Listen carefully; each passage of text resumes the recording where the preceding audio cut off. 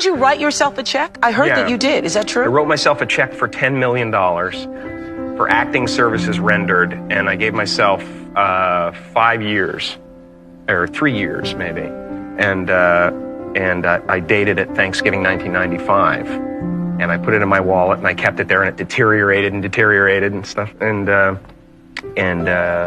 then just before Thanksgiving 1995, I found out that I was going to make $10 million on, I think it was Dumb and Dumber, maybe. Dumb and Dumber, yeah. So you visualize yourself like... Visualization works if you work hard. Yeah. Well, yeah, that's the thing. You can't just visualize and then, go eat a sandwich. I love that. I'm genuinely happy. I'm happy. And I'm not happy just because of the success. The success acts as a bonus. So everything else from the outside that comes in, you're throwing shit at a bubble that can't be popped. It's a force field around me. Yeah. It's a force field around me because what really matters, loves me wholeheartedly. And when you have that and you understand that, you're unbreakable. If you've never felt that, if you have no idea what that feels like, then it's easy to shake you. That's why some people are easily broken. Being broken is not a hard thing.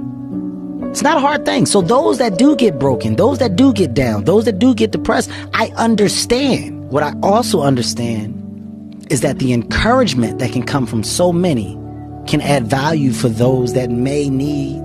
To helping any human being. It's actually really simple. The secret is to ask somebody where they're in conflict internally.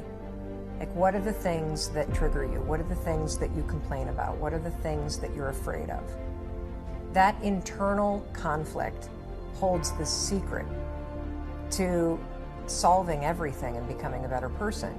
And all you have to ask yourself, or ask somebody if you're coaching them, is what happened to you? Not what's wrong with you, but what happened to you that you believe you don't matter? What happened to you that you believe that you're not good enough?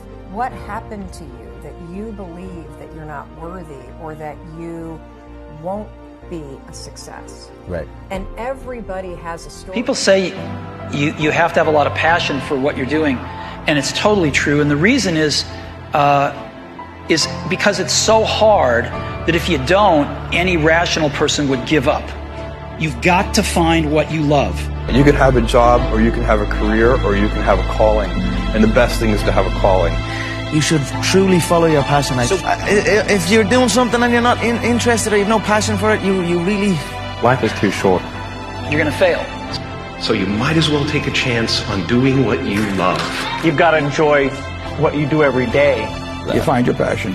You find your passion. I was very, very lucky. I think it's important that you really like whatever you're doing. If you haven't found it yet, keep looking and don't settle. As with all matters of the heart, you'll know when you find it. And most important, have the courage to follow your heart and intuition. They somehow already know what you truly want to become. When you're passionate about something, when people can't get up in the morning and they can't get out of bed, I'm going to tell you why. Because they can predict the feeling of everything that's going to happen in their life. And their body's resigned to the familiar. It says, another mundane day. But remember when you were a kid and you were going on a field trip? What happened then?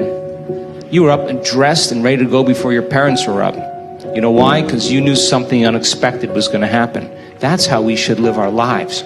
Waking up with the understanding to expect the unexpected, and something unusual should happen in our life as a result of our efforts. And it's just those beginning moments where it begins to happen that we begin to prove to ourselves how powerful we really are. I want to thank me. I want to thank me for believing in me. I want to thank me for doing all this hard work. I want to thank me for having no days off. I want to thank me for never quitting. I want to thank me for always being a giver and trying to give more than I receive. I want to thank me for trying to do more right than wrong. I want to thank me for just being me at all times. I hate plan B. When you start doubting yourself, that's very dangerous. Because now what you're basically saying is that if my plan doesn't work, I have a fallback plan. I have a plan B. And that means that you start thinking about plan B, and every thought that you put into plan B, you're taking away now that thought and that energy from plan A. We function better if there is no safety net, because plan B becomes a safety net. It says that if I fail, then I fall and I get picked up and I have something else there that will protect me.